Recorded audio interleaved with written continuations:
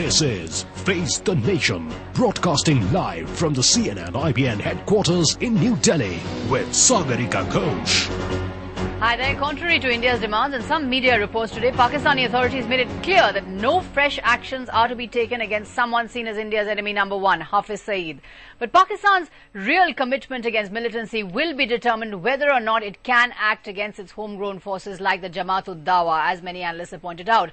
But are ideologues like Hafiz Saeed losing some of their public legitimacy as terrorists in Pakistan keep up their attacks on mosques? Last Friday's attack on the revered Sufi shrine of Data Darbar in Lahore has seen outraged opinions in Pakistan. Many have called this a realization in Pakistan that it too is in danger from extremist Islam.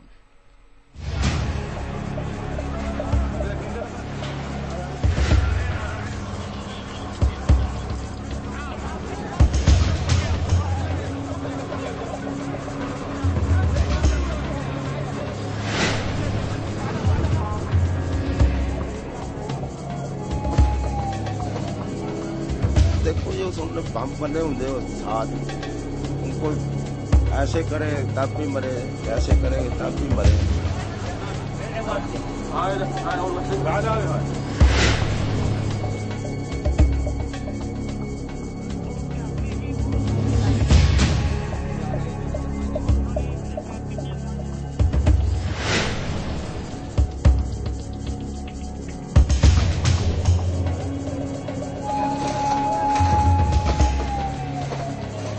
मैंने देखा कि सारे पुरुष पर लोग खून में लथपथ भरे हुए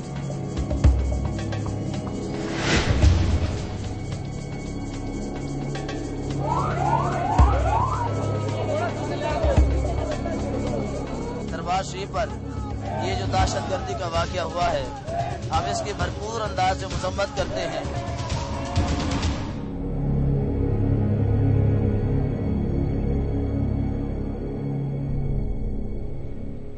The mosque under attack in Pakistan. Now, no one has claimed responsibility for the Data Darbar shrine attack which killed 45 people, but officials have blamed Punjabi Taliban for previous attacks in the province. Punjabi Taliban is a term used for militants drawn from the province who have ganged up with Taliban in the northwest and have also forged ties with Al-Qaeda. Here's Pakistan's Interior Minister Rahman Malik talking about that.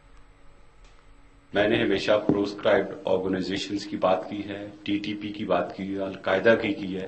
It's a fact. ये तीनों का जो एक nexus बना हुआ है वो पाकिस्तान के लिए प्रॉब्लम है, क्योंकि जितनी एक्टिविटीज इससे पास्ट इन्वेस्टिगेट हुई उनकी इन्वॉल्वमेंट है. I have been very vocally saying कि स्पाई साहबा और लश्कर जनवी की इन्वॉल्वमेंट है.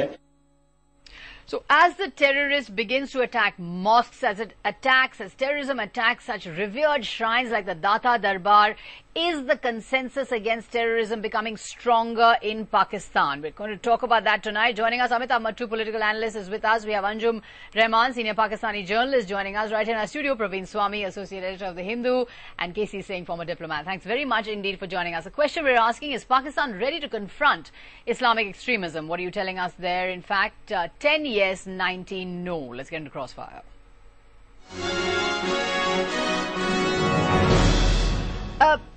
You know, the feeling has always been that it's one thing for the Pakistani army to confront the terrorist on the western flank, which is directly attacking the Pakistani state and the Pakistani army. But it's quite another thing for the Pakistani authorities to attack the Jamaat-ud-Dawa and to attack the Lashkar or to attack Punjab militancy, Islamic militancy, because it has so much public support.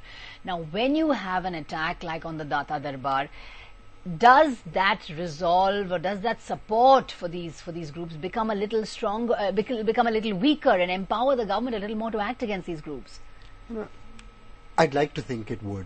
The Data Darbar shrine has a huge significance in Punjabi Islam.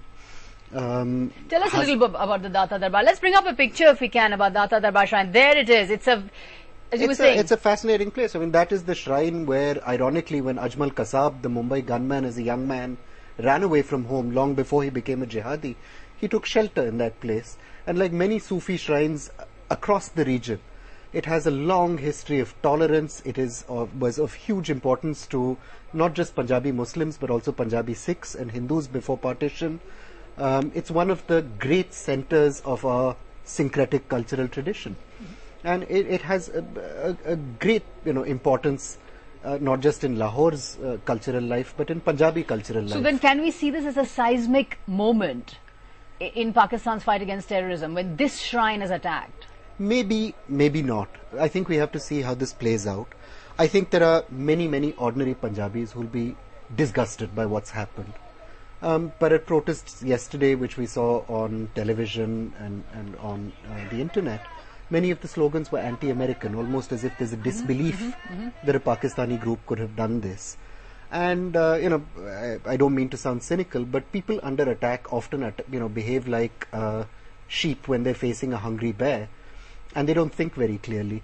I think a lot of people will be thinking, if only the Americans would get out of Afghanistan, if only we could stop fighting this war in the Northwest, then somehow we could just go back to the good old days and this problem will disappear. I don't think that's the truth, but I think a lot of people will be thinking that. That's a very good point there. Amitabh Mattu, let me bring you in here. Is Pakistan's fight against militant Islam not being possible because militant Islam is a repository of Pakistani nationalism at the moment?